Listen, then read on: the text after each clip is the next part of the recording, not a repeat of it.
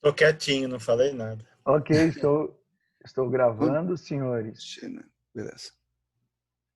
Oi, turma. Boa tarde, boa noite, bom dia, como eu aprendi com o grande Átila e a Marino, né? Isso.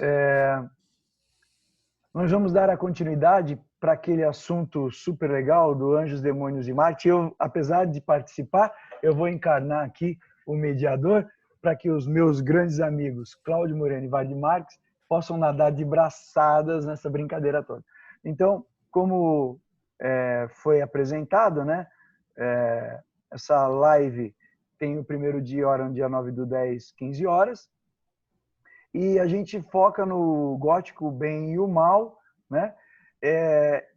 Que é, na verdade, de certa maneira, uma explicação do embasamento de todo esse raciocínio de bem e mal, de onde vem o bem e o mal, do jeito que nós conhecemos. Como vocês já conhecem o Vardy e o Cláudio, acho que a gente não precisa muito desse desenvolvimento. Só chamar a atenção para conheçam lá o scip.com.br, conheçam o site do SENS, existem lá as informações sobre os professores, né? Sobre os cursos, vejam o Instagram, vejam o Facebook, ativem o sininho. Eu estava muito afim de falar essa frase, o Vardy também, né?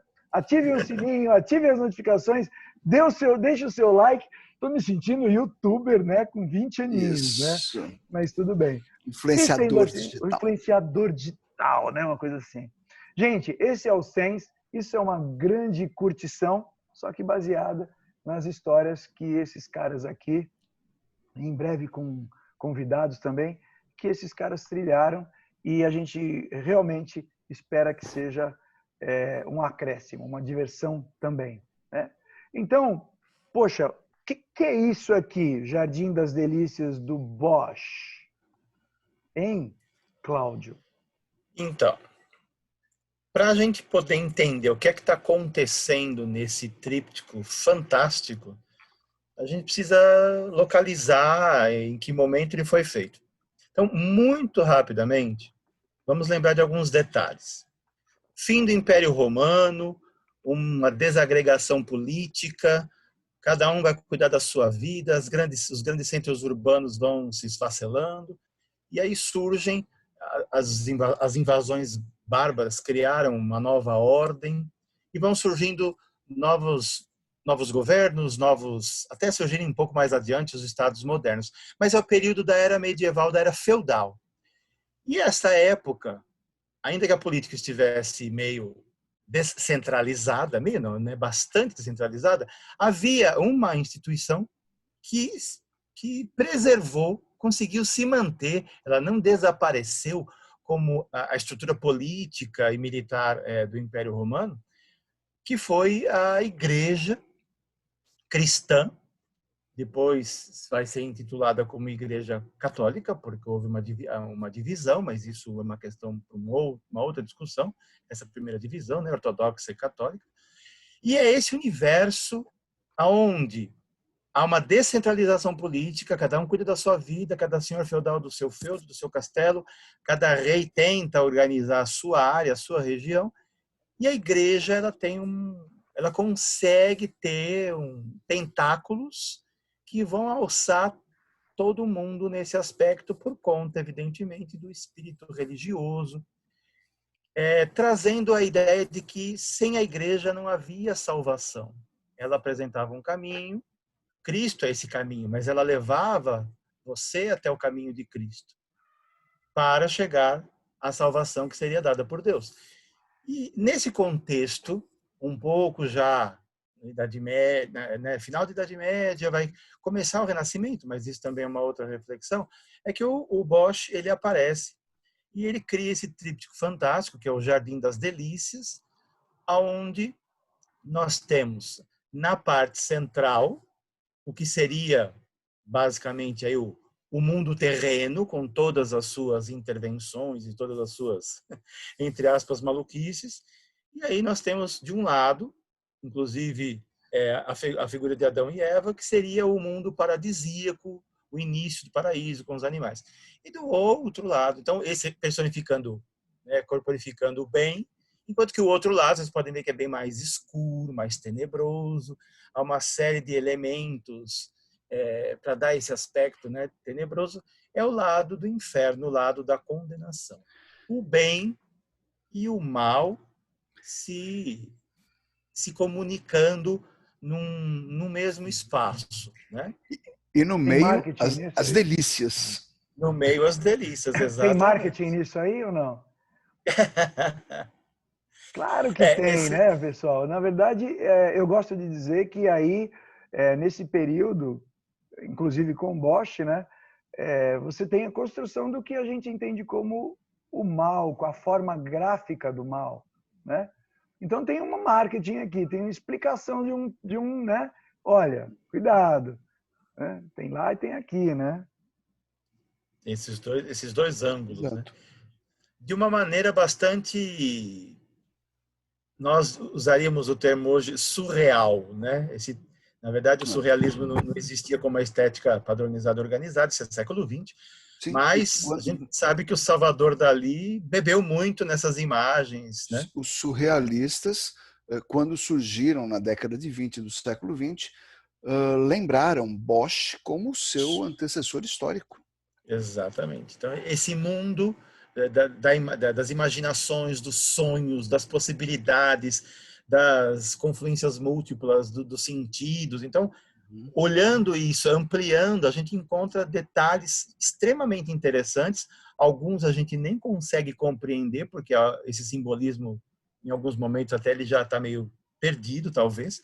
Mas é muito interessante todas essas figuras que se entrelaçam aí. E, se eu não me engano, até vou pedir para o Wagner uma ajuda aí, não há, apesar de estar todo mundo aí nu, numa espécie de, já que é mundo paradisíaco, né, Jardim das Delícias, não tem ninguém fazendo sexo. Se eu não me engano, essa é uma referência... Convencionalmente, não.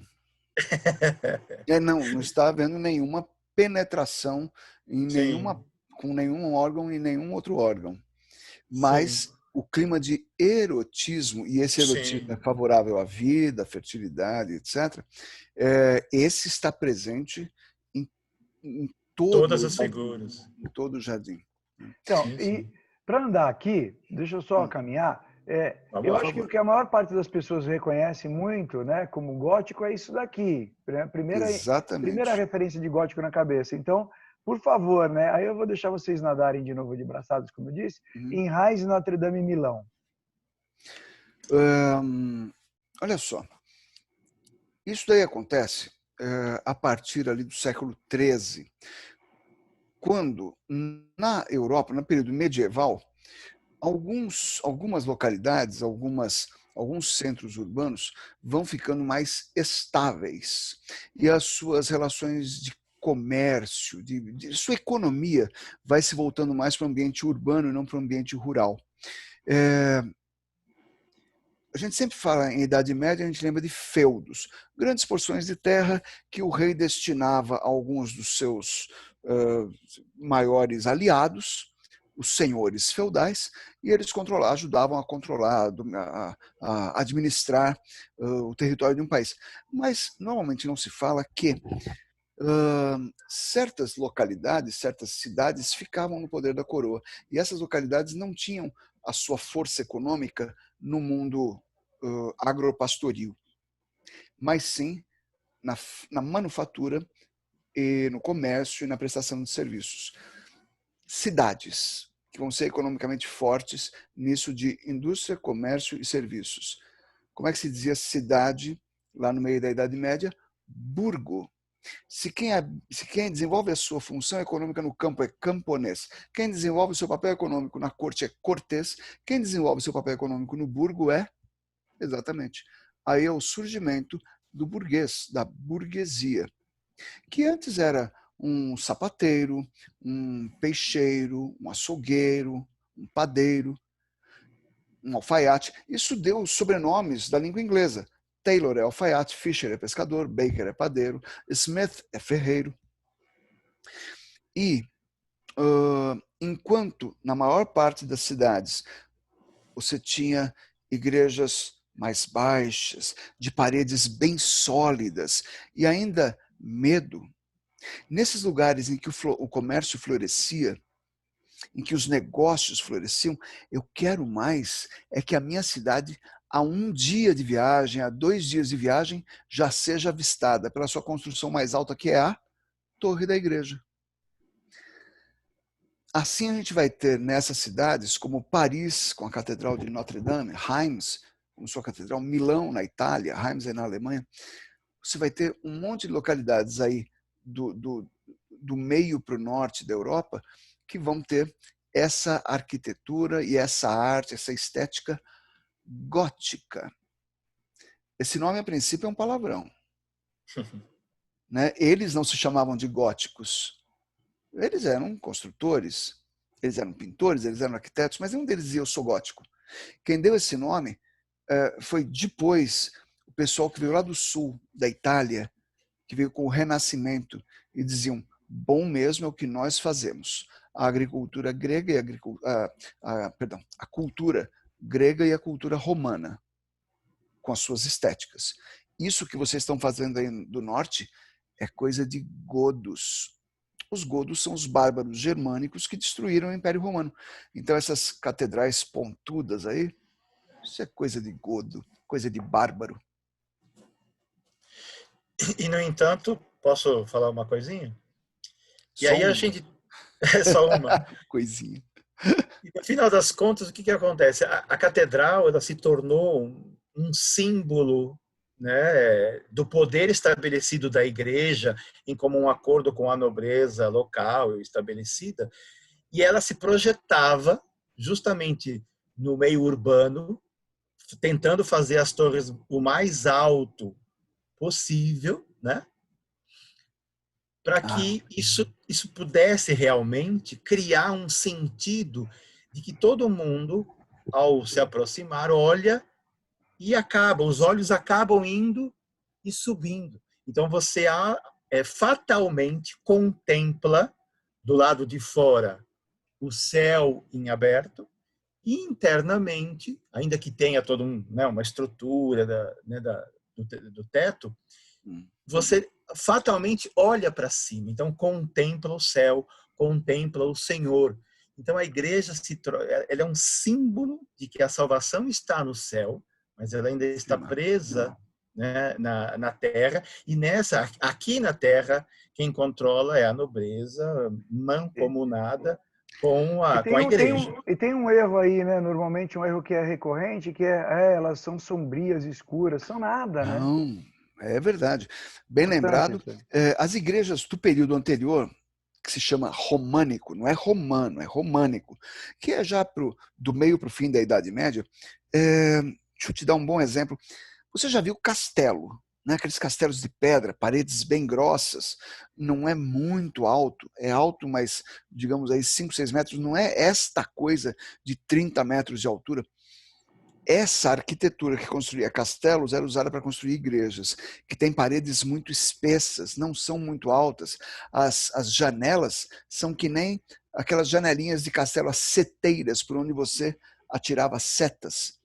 Então essas igrejas são mal iluminadas por dentro. No período gótico, período da arte, né? Estão vendo aí essas imagens interiores das igrejas? Grandes vitrais. A luz entrava por todos os lados. E esses vitrais eram feitos com vidro colorido. Então essa luz que entra também é colorida. E essa cerimônia que você está vendo na imagem bem do centro, que é em Paris, na Catedral de Notre-Dame, os caras passam balançando o turíbulo, a caçoula do incenso. Então a fumaça sobe e cruza com essa luz colorida, parece que você está no céu. Essas rosáceas, é o nome dessa janela redonda que vocês estão vendo aí, aqui na foto do canto esquerdo do vídeo, você vê a Catedral de Reims de frente, você vê uma mais embaixo e uma mais em cima. Era rosácea, essa rosa se refere à Virgem Maria. É quase como um outdoor bem grande dizendo, aqui louvamos a Virgem Maria. Mas tem mais sobre rosácea, hein? Calma, a gente chega lá. Mas eu tenho uma curiosidade aqui. Pô, se até 50 anos antes, os caras tinham que fazer igrejas de pedra com as paredes muito grossas e não podiam ser muito altas. Como é que, de repente, eles conseguem fazer paredes muito finas, muito altas e tirar um pedaço do concreto do meio e colocar vidro e o treco não cai? Se você olhar a foto que está ali em cima, bem no meio, da Catedral de Notre Dame, você vê parecem costelas, né? São arcos que seguram essa estrutura toda. Você fala, nossa, que tremenda obra de engenharia. É verdade. Ainda nessa época, haviam as associações de profissionais, as guildas, que tinham as guildas dos alfaiates, as guildas dos ferreiros, a guilda dos pedreiros. E os pedreiros eram muito importantes e muito influentes, eles acabavam sendo muito poderosos, porque eram os pedreiros, os mestres de obras, etc. Não basta o arquiteto desenhar, tem que ter alguém que levante esse prédio. Quem fazia isso era a guilda, a associação dos pedreiros. E o segredo profissional de um pedreiro só passa para outro pedreiro. Era a associação mais poderosa que tinha, a Associação dos Pedreiros. A curiosidade é, você sabe ou se lembra como é que se escreve pedreiro em inglês e em francês? A palavra é a mesma, a pronúncia é diferente. M-A-S-O-N. Em inglês a pronúncia é mason, mas em francês a pronúncia é maçon. O segredo de um só passa para o ouvido de outro. Esses arcos, também chamados de arcos botantes, eles transferem o peso da parede central para fora. E aí, por conta desses espaços vazios, você conseguiu fazer uma transferência de peso, de força, aliás, isso conseguiu ficar mais alto, né? Mas a gente está localizando tudo isso aqui. O Cláudio quer fazer um complemento, Cláudio, que eu quero É só um detalhezinho da rosácea, né? Que ela tem esse formato circular, porque ela expressa a força do sagrado, a força de Deus, já que o círculo ele é um elemento geométrico perfeito, né? Então, a incidência do seu poder e da sua luz parte de um centro e irradia para todos os lados na mesma proporção. Normalmente, predomina Desculpem, vocês sabem que estamos em época de pandemia, portanto, gravamos de casa, portanto, as interferências sonoras das minhas peludinhas vão acontecer eventualmente. Não desculpem, vai. Então, no geral, como o Vard colocou, os vidros coloridos predominava aí o azul e o vermelho. O azul simbolizando Cristo e o vermelho Maria, né? Porque ele é o espírito e ela é a carne, né? Então, por isso, vermelho e azul são as que predominam num vitral. Lógico, não tem outras, mas... humano.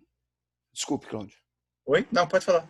Não, é que ela é o único humano na Sim. corte celeste. Sim. Inteiramente humano. Bem, mas é isso. Mas rosácea a gente retoma depois um pouquinho. Já tem mais. Eu vou só transferir aqui o assunto, porque toda essa primeira parte aqui, a gente está criando o conceito, né, de o quão isso é impressionante, né? Então, veja, essa arquitetura é impressionante, isso dura muito tempo, né? E, historicamente, isso é um outro momento para o Cláudio discutir em outro dia, né? Historicamente, isso dura muito tempo, e é lógico que isso é entronizado, né? Isso a gente acaba incorporando, o Ocidente incorpora isso fortemente, e depois isso acaba se transformando, lógico, em uma coisa extremamente mágica, porque evoca, né, o mistério, o misterioso, o mágico, o impressionante, né? Constrói toda a imagética, né? E depois isso vai ser resgatado. Isso não é abandonado, né? Isso está lá guardado no nosso imaginário, né? E isso depois é resgatado fortemente, que é... E vem até hoje. E vem até hoje. Com certeza. E aí a gente vai exatamente buscar os parâmetros para explicar isso. E depois, lá na frente, né, dentro de um período chamado, em termos de artes plásticas, história da arte, o romântico, né, surge um esforço literário, ou uma estética literária, melhor dizendo, chamada neogótico. O neogótico, então, resgata algumas coisas. Fala, vai. Isso é importante de lembrar o seguinte. Quando, no começo do século XIX, a Revolução Industrial a toda a burguesia entronizada no poder em praticamente todo o Ocidente. Ou nos países, isso inclusive em monarquias, como a Inglaterra, por exemplo, tem uma burguesia fortíssima, né? que determina os rumos da economia. Olha só, os românticos, que eram jovens, filhos da burguesia até, intelectualizados, eles percebem que o mundo burguês é muito certinho, é muito previsível, é muito careta. E vamos buscar raízes diferentes, porque isso que os burgueses adoram, essa arte que eles adoram, naquele começo do século XIX, era chamado de neoclássico. Toda vez que você vê a palavra clássico em uma obra de arte, ela faz uma referência ao mundo greco-romano. Então não queremos mais essa associação com Grécia e Roma. O que teve antes do neoclássico? Teve o barroco, que ia beber em que fonte? Grécia e Roma. Não. Antes do barroco, teve o renascimento. Renascimento do quê? De Grécia e Roma. Tá, o que teve antes do Renascimento? Idade Média. Não, Idade Média é bobagem, é um negócio atrasado. O que teve antes da Idade Média? Bom, teve Grécia e Roma no original. Opa! Volta para a Idade Média. Eles conseguem descobrir um período ali no meio da Idade Média, por volta do ano 1000, em que não estavam formados ainda os estados nacionais. Então, você morava numa comunidadezinha de 8, 10 casinhas, que tinha umas 20, 30 pessoas, e você lavrava uma rocinha de subsistência, e você ouvia barulho de cavalos ao longe. Aquilo que tinha uma enxada na sua mão, você avisava para o filho, toca o alarme. O filho tocava um pedaço de ferro, batia um pedaço de ferro, os outros homens pegavam suas enxadas, foices, forcados e vinham. O que foi? As mulheres pegavam as crianças de um lado, um pão do outro e corriam para dentro da igreja. E os homens ficavam ali para defender a sua vida ou vendê-la muito caro. Quando esses jovens do século XIX, eles olham isso, eles falam, rapaz, é isso, você lutar todo dia com sangue, suor, pela sua vida. Isso sim era... que momento era esse? Os livros de história dizem que esse período era chamado de romance, porque não havia um idioma, mas uma mistura de idiomas, e todos eles tinham uma coisa em comum, a língua de Roma, o latim. Por isso tudo era chamado de romance, não tinha um idioma só, porque não tinha Estado Nacional. Eles falaram, legal, nós no século XIX seremos os românticos, e vamos resgatar algumas coisas. Uma das coisas que eles resgatam é um tipo de estética presente na Idade Média, que é o gótico, com o nome de neogótico. Só que em termos literários, isso é carregado de uma idealização do sentimento e do amor, né? Altas idealizações que chegam a algumas deformações. Então você tem todo esse contexto que o Vardy lançou, misturado com uma idealização, por princípio, idealização quase abstrai, né? Do amor. O que é o amor? E o quanto, pelo amor, você renega alguma coisa para que isso tenha sentido, para que isso tenha valor e tudo mais, né?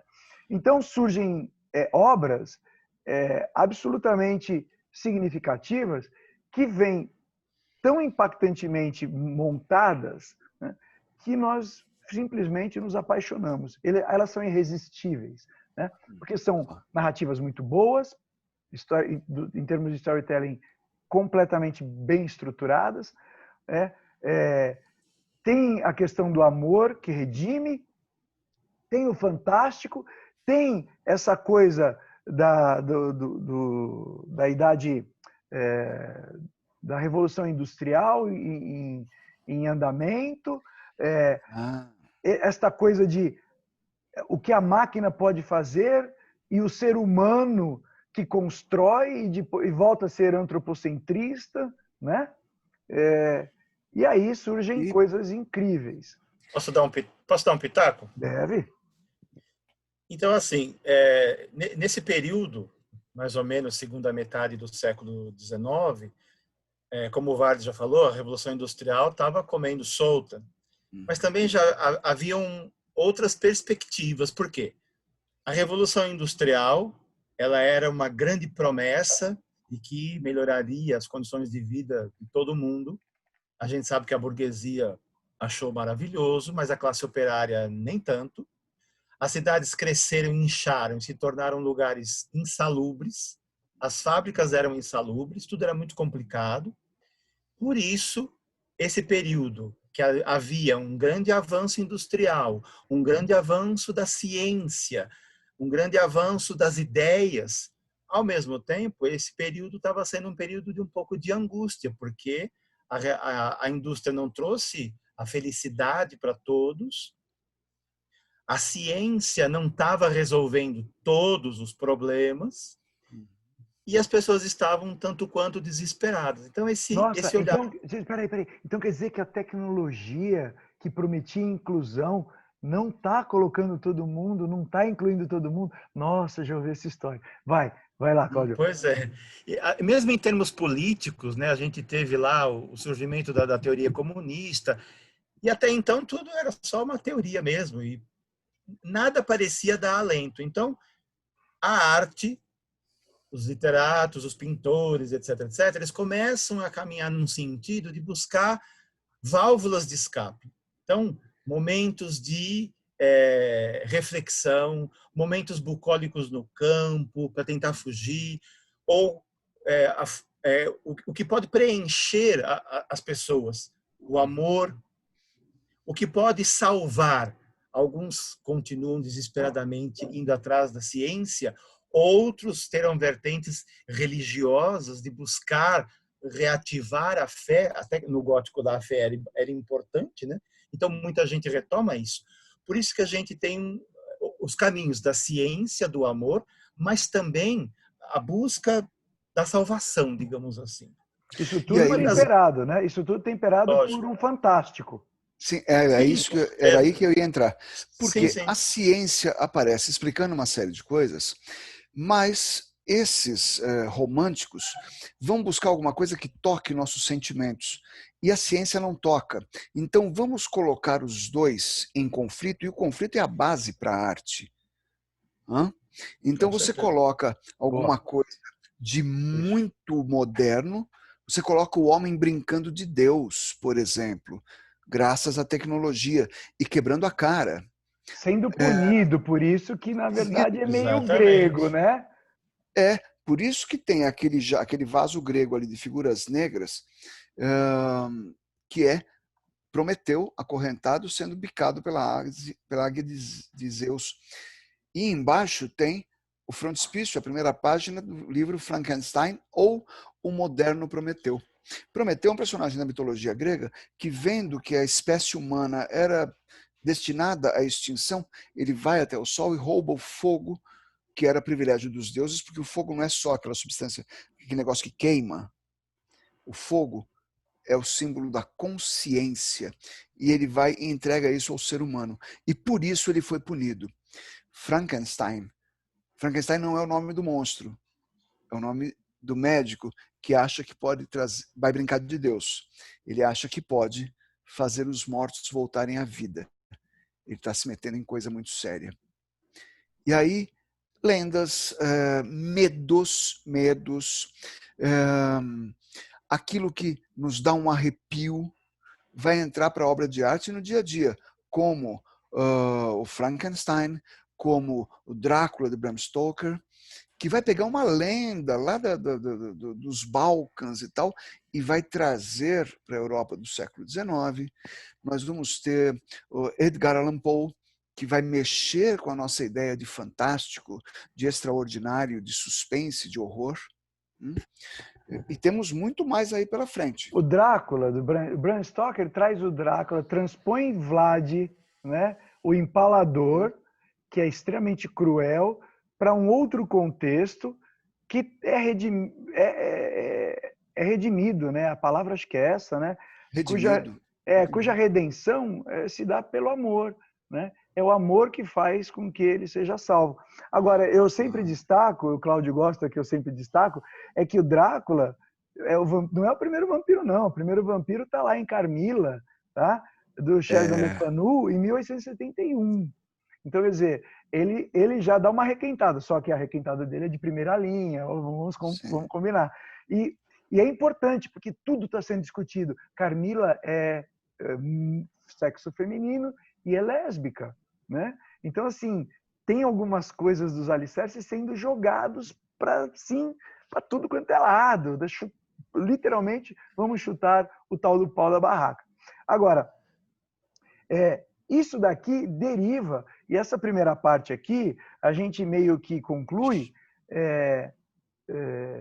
para poder explicar como a gente continua curtindo e derivando esses conceitos, tá? Quer complementar alguma coisa da parte histórica, Cláudio? Não, só para colocar que o Drácula, né, ele era um cristão fervoroso que lutou nas cruzadas, uma série de coisas, ao menos pela estrutura da história, e que aí se revolta contra Deus, porque a amada dele morre, tal, e no final das contas, então, ele quer arrumar uma maneira de ficar com ela, e só que é lógico, ele fica atormentado, porque ele se revolta contra Deus, e o que vai redimi-lo é o amor, né, da amada que ele consegue resgatar lá, e no final das contas, o que vai realmente salvá-lo é a morte. A morte seria a grande redentora desse processo, que vai acontecer com o Frankenstein também, apesar que ele é uma punição lá do cientista, como o Vard falou, né, que tentou brincar de Deus, e aí não dá certo, né? Deus é que comanda e não a ciência, né? Já que o Frankenstein foi a energia, a eletricidade era uma das coisas invisíveis que fariam o fogo crepitar e dar a vida, né? Vamos lembrar, amor romântico não termina com felizes para sempre. Isso é uma invenção, Amor romântico é barra pesada, amor romântico. Tá? O amor que termina felizes para sempre é açucarar a história. Mas temos muita coisa pela frente, o tempo ruge. Vamos lá. Por isso que quando o cinema se institui como coisa legal, né, como diversão, ele vai começar a buscar referência em todas as estruturas que estão bem instituídas, né, em todas as boas estruturas na história, né, várias frentes. Uma delas, certamente, é todo esse neogótico, porque, além de tudo, é carismático, né? Mexe com as nossas emoções, nossos medos noturnos. E está completamente aberto para todos os ajustes necessários que a narrativa precise. O que é mais genial. É por isso que cola. Ele tem uma estrutura muito boa e, ao mesmo tempo, muito flexível, né? Sim. E aí os especialistas em narrativas poderiam estar aqui fazer grandes explicações. Talvez um dia possamos trazer alguém. E aqui tem o primeiro exemplo do Corvo, que tem várias vezes, né? Dá uma olhada aqui, ó, no filme de 1994, né? Por que esta seta vermelha ali, Tem um Cláudio? spoiler aqui, né? De uma rosácea. Nossa, olha a rosácea. Rosácea despetalada, né? Meter uma tijolada. Tem a história da tijolada, mas foi lá buscar exatamente a inspiração do neogótico, a inspiração da própria catedral e toda uma cênica, uma imagética, né? Muito triste, muito soturna. É diferente da luz da catedral, mas a ideia do misterioso que torna tudo muito escuro, né? E talvez mais icônico do que isso seja algumas outras coleções que nós trouxemos, como O Médico e o Monstro. E eu acho que aqui é muito importante qualificar o que é o monstro. O Médico e o Monstro é a história de um cientista que busca tornar as pessoas boas. Para isso, precisa tirar a parte ruim delas. O que ele consegue é fazer com que ele toma essa poção, ele consegue despertar o lado ruim dele. O médico e o monstro coabitam na mesma pessoa. E nós temos dois exemplos. Existem filmes com Spencer Tracy e Ingrid Bergman, por exemplo, do médico e o monstro. Existem versões... Esse pack tem dois, ó, o de 32 e o de 41. Sim. Que são o médico e o monstro. O monstro não é necessariamente horroroso. Ele é um monstro moral. Ele faz barbaridades, isso lá na Inglaterra vitoriana, ele faz barbaridades, na Inglaterra, não, perdão, na era vitoriana, ele faz barbaridades morais que envergonham as pessoas, porque é a nossa animalidade que é a nossa porção mais humana, aparecendo. E nós temos isso daí levado 2 vezes para o cinema na chave da comédia. A primeira com Jerry Lewis e a segunda com Ed Murphy. As duas chamam-se O Professor Aloprado. No filme do Ed Murphy, é notável o trabalho de maquiagem, de caracterização, etc, etc. É um negócio fantástico, porque o Ed Murphy faz uma coisa que ele faz isso em vários filmes, de viver vários personagens. É muito bom nisso.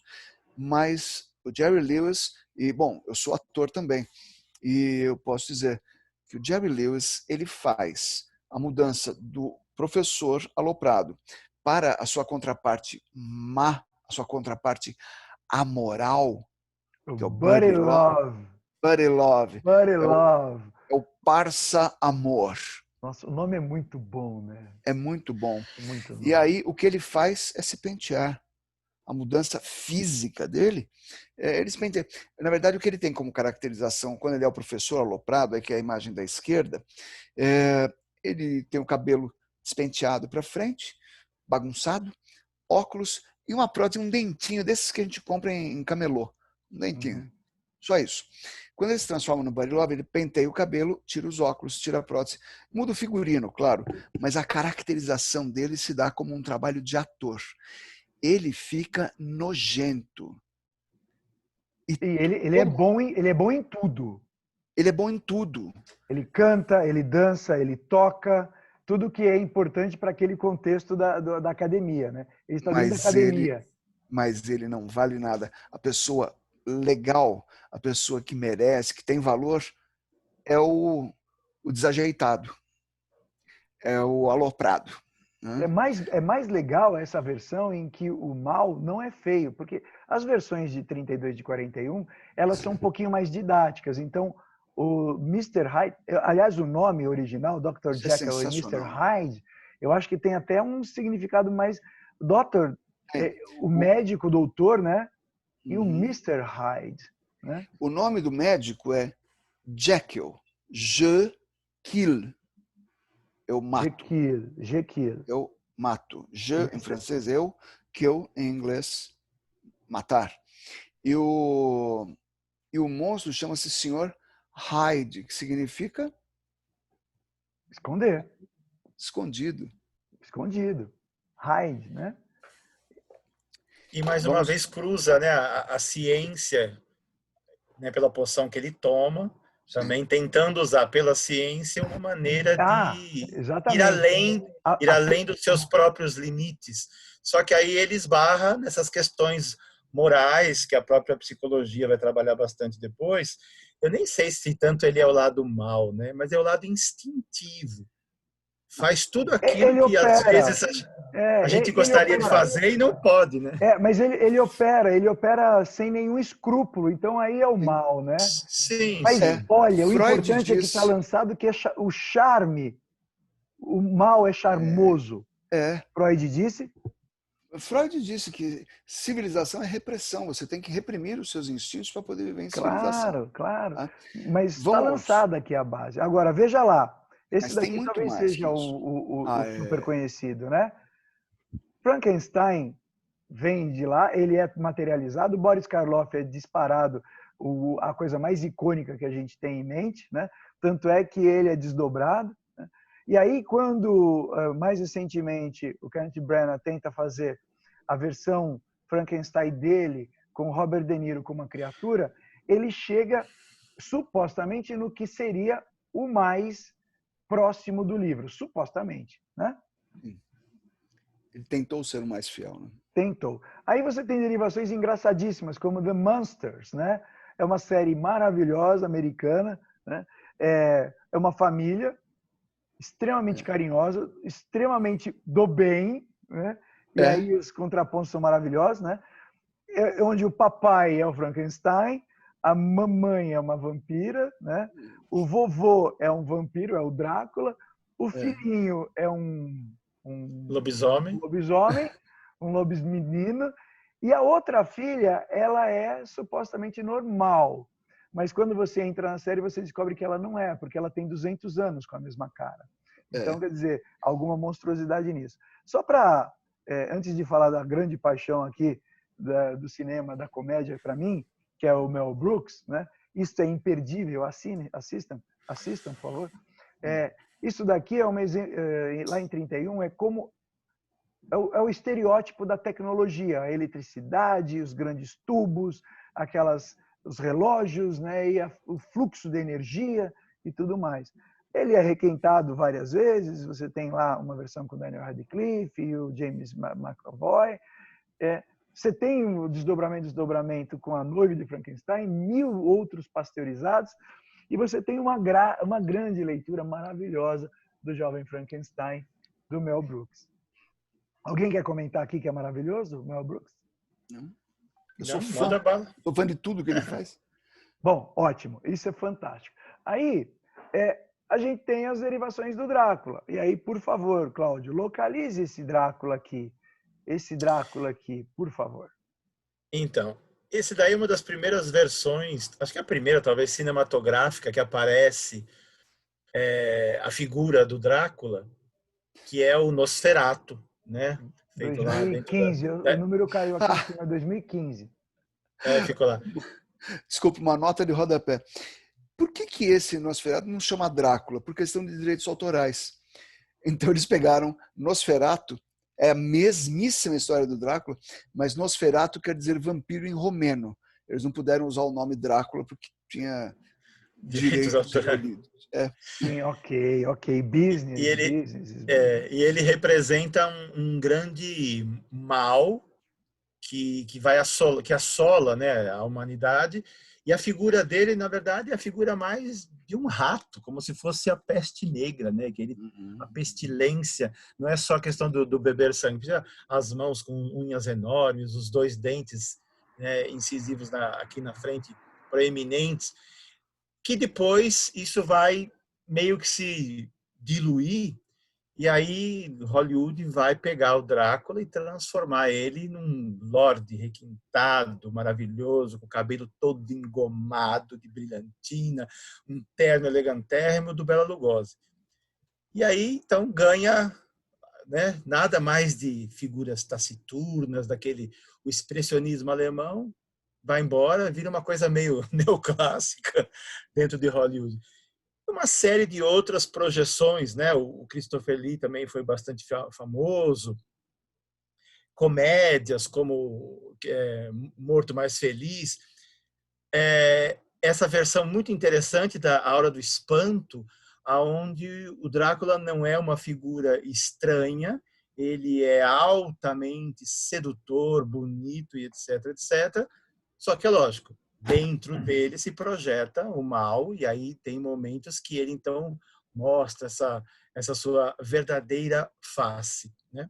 Uma das últimas versões é a do Crepúsculo, que aí virou né, os adolescentes querendo virar vampiros, porque parecia maravilhoso, né? Não morre, fica acordado o dia inteiro, faz o que quer, brilha que nem diamante, é forte, é bonito. De vampiro vai dar para falar um tempão, né? Eu só quero que, para mudar de slide, porque a gente tem pouco tempo, eu queria que... Vamos lá. O que é Zoltan, Vard? Que você mandou colocar aqui, rapaz. O que é Zoltan? Eu acho sensacional isso, que é o que eu chamo de espremer até não sobrar mais nada. Pega o Drácula, espreme. Cara, Zoltan é o cão vampiro de Drácula. Zoltan, o cão vampiro. Cara, explicou tudo, ok. As derivações continuam violentamente, tá, gente? Fala, mas aquela ideia do crepúsculo vai se refletir num comportamento de jovens, muito antes de aparecer Crepúsculo, que já buscam uma ligação com o gótico. Que é isso daqui, né? Que é isso daqui. A gente, principalmente a música, vai acabar encontrando um campo fértil nessa tristeza inerente, inespacial, né? Como a Hannah Arendt chama depois, muito brilhantemente, né? Essa tristeza do momento. E assim, nós não temos saída, então a gente só questiona, não tem saída, né? E aí você tem algumas bandas, né? Que cruzam lá dos anos 60, 70, 80, 90, né? 2000, que vão, volta e meia, buscar de novo em toda essa estética, em toda essa plasticidade sombria, né? Enigmática, né? Esse tema. Olha, nos anos 80, a música estava assim no impasse. O que nós tínhamos, o que tinha sobrado dos anos 70? Teve discoteca, que deu dance music e suas infinitas variações. A gente teve punk rock, que era tremendamente agressivo, e a gente teve New Age, que era bem popinho de consumo e tal, mas tinham aqueles rapazes e garotas que queriam poesia na vida. Então eles vão beber na fonte do quê? Da poesia romântica. Onde é que eles vão encontrar poesia romântica? No século XIX, e aí eles vão buscar essa referência plástica, visual, a que o Cláudio Babenco se referiu, eles vão buscar lá no neogótico. Lembre-se que o forte da poesia brasileira se deu quando? No século XIX, com os românticos, como Castro Alves, como Gonçalves Dias, como a Luísa Azevedo. Só vamos nomear as bandas para o pessoal não esquecer, pessoal? Tá? Aqui no canto superior direito, The Cure. Aqui. Direito, The Cure. O Joy Division. Joy Division aí no meio. Sister of Mercy, Evanescence, Seals and the Banshees e... Deu branco. Deu branco. Que você mandou... Joy Division. Gente, é nessa hora que o pessoal começa a falar lá no chat. Já já a gente vai lembrar, né? Pode pesquisando aí. Pode pesquisando aí. Passar o slide. A gente lembra. E existia outra vertente que também busca o enigmático, né?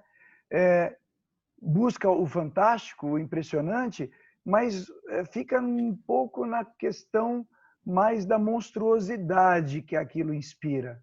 Então você tem algumas bandas de heavy metal, né?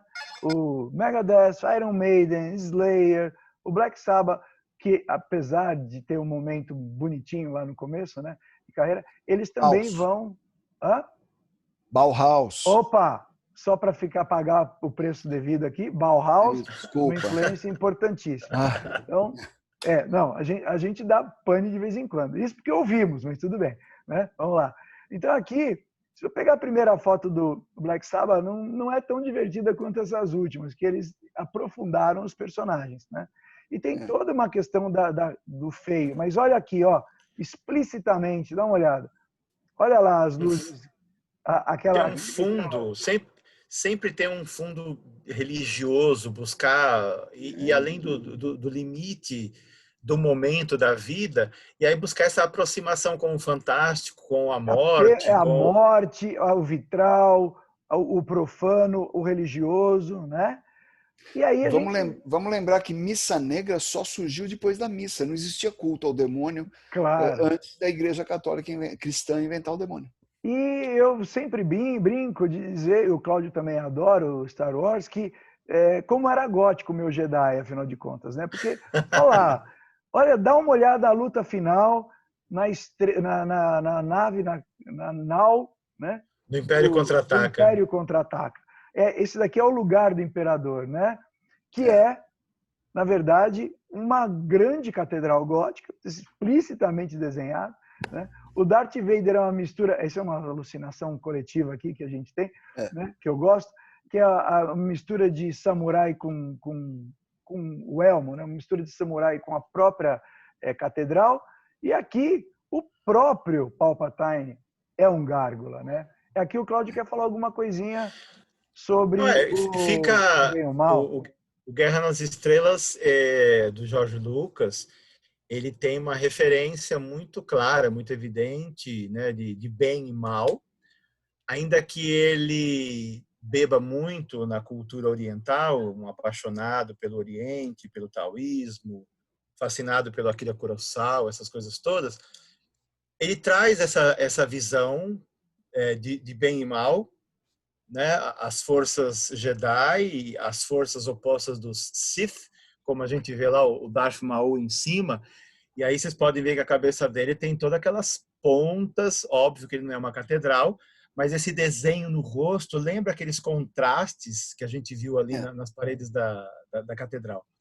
E a espada azul e a espada vermelha é claramente uma ideia de bem e de mal. E, lógico, a roupa do Darth Vader lembra a roupa de um samurai, a roupa do Obi-Wan lembra as roupas do pessoal do Oriente. E aqui, fora a questão que o Cláudio já falou, nesse momento aqui não é a Rosácea que está aqui, a gente tem a ideia assim, porque o Darth Vader, só para a gente jogar mais tempero nessa confusão, o Darth Vader, ele, depois dos desdobramentos que o George Lucas foi fazendo, a gente ficou sabendo que ele tem uma origem misteriosa, ele nasce, a mãe dele não sabe explicar o nascimento dele, parece um nascimento misterioso dos midi-chlorians, isso é uma coisa a se discutir, mas em outra circunstância, mas ele tem um nascimento especial, como se ele fosse uma espécie de escolhido, que era aquelas coisas proféticas e tal. Mas, no final das contas, ele acaba se tornando o quê? Um anjo caído, porque ele é seduzido pela linha do mal, claro, e ele se configura como um mal. Só que aí, lógico, ele já faz uma coisa que os Jedi não deveriam fazer, que era procriar. Os Jedi deveriam ficar castos. Isso também é uma outra questão de caráter bem religioso, monte de influência do George Lucas, ocidental. E ele, lógico, ele tem 2 filhos, a Leia e o Luke. E o Luke, né, filho de um anjo caído, no final das contas, não estou dizendo que o Luke é anjo, mas ele vai ajudar o resgate do pai do mal, a redenção dele, né? E ele morre, mas ao morrer vira um ser celestial, como aparece no final do... Vira um anjinho. Vardy, quer complementar? Que eu preciso caminhar para frente aqui, que é legal. Quero caminhar. Caminhemos. Então, em tempo, o Darth Maul é chato porque ele não fala, ele não tem história, ele não é complexo. Aí você tem as apropriações, né?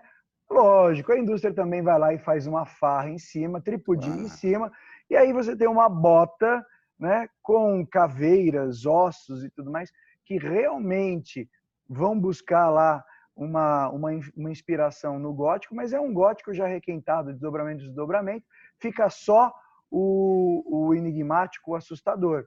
Mas a gente gosta da palavra apropriação, né?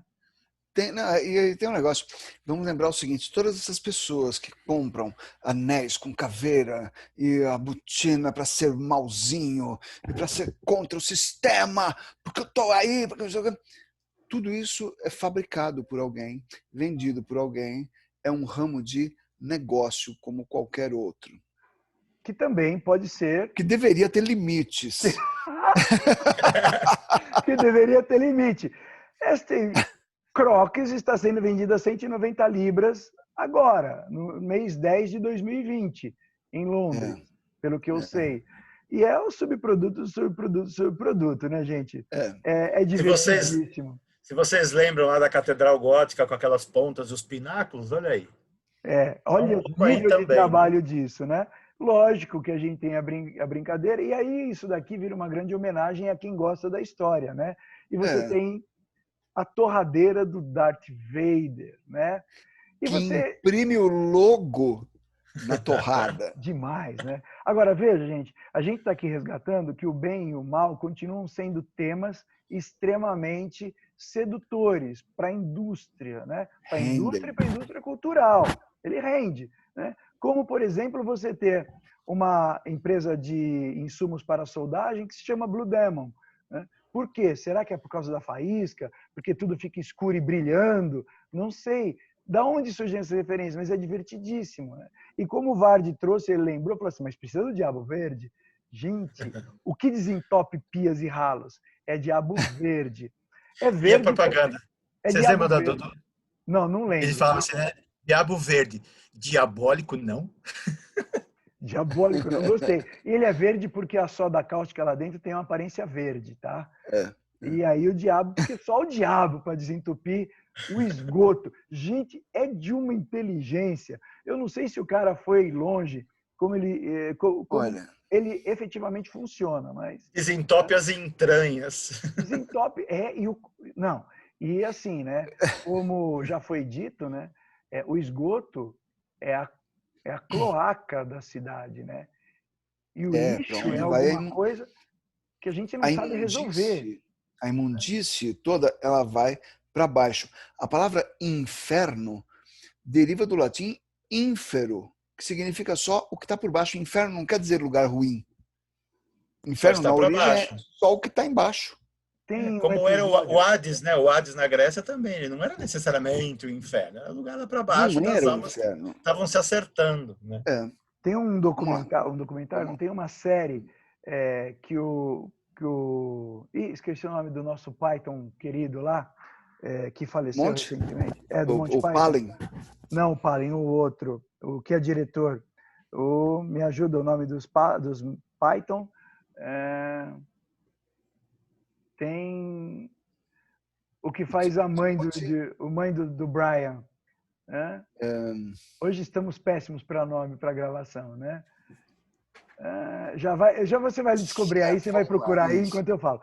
E ele nessa série documental que ele resgata todas as criações e como a gente traz isso até hoje, da antiguidade, ele fala exatamente que a gente ainda não sabe o que fazer com lixo, né? E aí ele vai numa lixeira, onde a gente deposita lixo das grandes cidades, né? Terry O Terry Jones. Jones, claro. E infelizmente perdemos o Terry Jones aí ano passado, né? No começo desse ano, né? E ele fala, isso é a cloaca, né? A gente não conseguiu resolver. Somos tão inteligentes e não conseguimos resolver isso, né? E a derivação continua, por exemplo, o Rundemon. Só lembrando, Cláudio, que em Roma, né, o esgoto corria para uma área central que chamava-se justamente cloaca máxima. Cloaca máxima, exatamente por isso que ele traz, né? A derivação não para. O Rundemon, né, traz toda a questão do inferno, até a brincadeira aqui do símbolo do rock, do metal aqui, né? Uhum. E a sexualidade transbordada com esse olho vermelho, com essa boca carnuda. Aí, de novo, né, que a gente falou na outra, né? A sensualidade e a sexualidade inspiradas pelo misterioso do mal, né?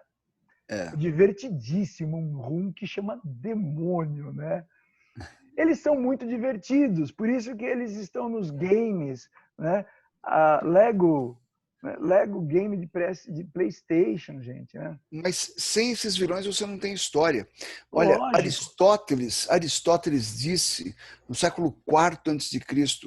que para existir uma história, ele estava falando de poesia e teatro, falou, para existir a história você precisa de uma coisa chamada conflito. Se não tiver alguém que diga, vou tomar tudo para mim, e outro que diga, não, não vai não, porque eu não vou deixar, se não tiver isso, você não tem história. O mocinho tem conflito, mas o vilão tem muito conflito, portanto ele tempera, é muito divertido. Agora, antes que nos chamem de satanistas inveterados, não, o bem também é uma história legal, também vira produto, né? As fadinhas da Disney, né?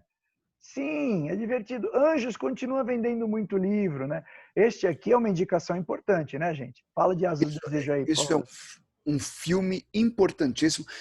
A maioria das pessoas assistiu o filme com o Nicolas Cage, City of Angels, Cidade dos Anjos. Pois bem, esse filme com o Nicolas Cage é a versão açucarada, hollywoodiana, puxa, como eles são legais e fofos, desse filme Asas do Desejo, do Wim Wenders. Ou seja, quando você conta uma história sobre anjos, se você contar bem a sua história, ela não precisa ser demoníaca, não precisa ter um vilão gigantesco no conflito e o anjo ser sempre fofinho e bobinho. Não, dá para ter muita densidade se você souber contar muito bem uma boa história. E os conflitos, né? Dá para virar até suco do bem, quando uma marca se pretende cheia de atributos naturais e tudo mais, você se transforma na marca do bem. Você pode usar os anjinhos recorrentes para vender jeans, também não tem nenhum problema, né? Agora, isso tudo pode virar também o que eu acho que é uma gozação. Né?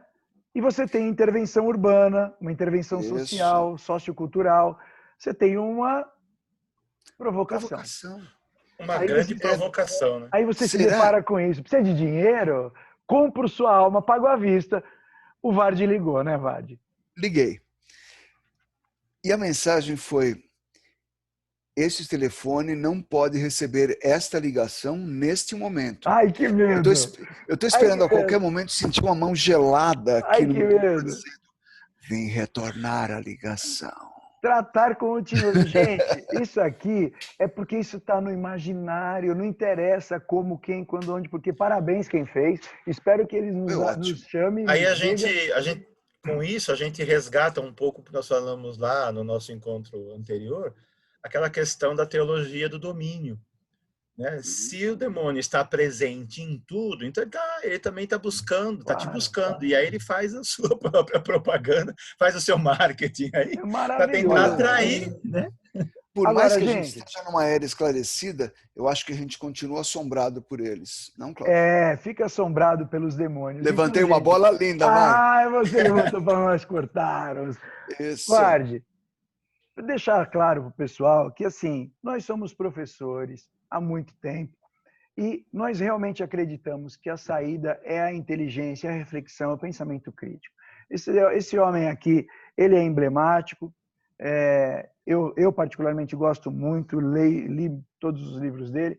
E esse livro é muito sério porque o título nos diz alguma coisa. Gente, eu não quero levantar uma bandeira, eu quero levantar várias bandeiras. Eu quero levantar todas as bandeiras do conhecimento. O mundo assombrado pelos demônios. Meus Mas o caros, subtítulo diz muito, hein?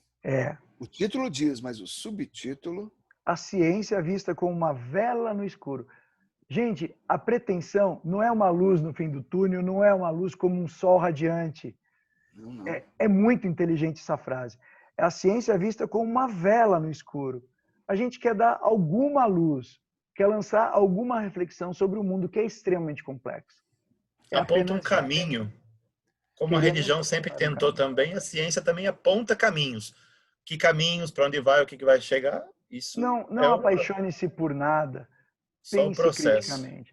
Vardy, considerações finais. Meio minuto. Espero que vocês tenham gostado. Lembrem-se que o bem e o mal é uma escolha sua. Se você aceita a magia na sua vida, ela existe na sua vida, senão ela não existe. O que importa é, como disse o Cláudio agora no final, pense, reflita, escolha o seu caminho, não se deixe levar, não se deixe conduzir. Confronte as suas certezas. Só assim você vai ter certeza delas. Ótimo. Cláudio, suas considerações finais.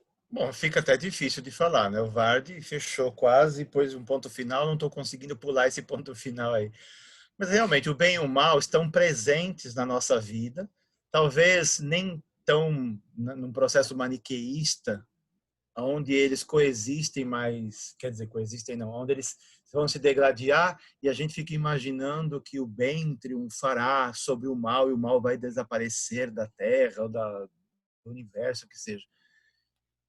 Acreditamos aqui que a visão oriental é um pouco mais ampla, na medida que bem e mal, como a gente viu lá no Yin e Yang, eles se completam, eles coexistem e precisam existir, continuarão precisando, ao menos nessa nossa estrutura, nesse nosso modo de viver, que a gente tem até lá de um começo até o aqui e agora. O que vai ser daqui para frente depende da gente. Aí, o que o Vardy e o Cláudio falaram, o Cláudio vai dar um fechamentozinho agora, um fechamentozão, né? Vai colocar aquele ponto bonito para poder...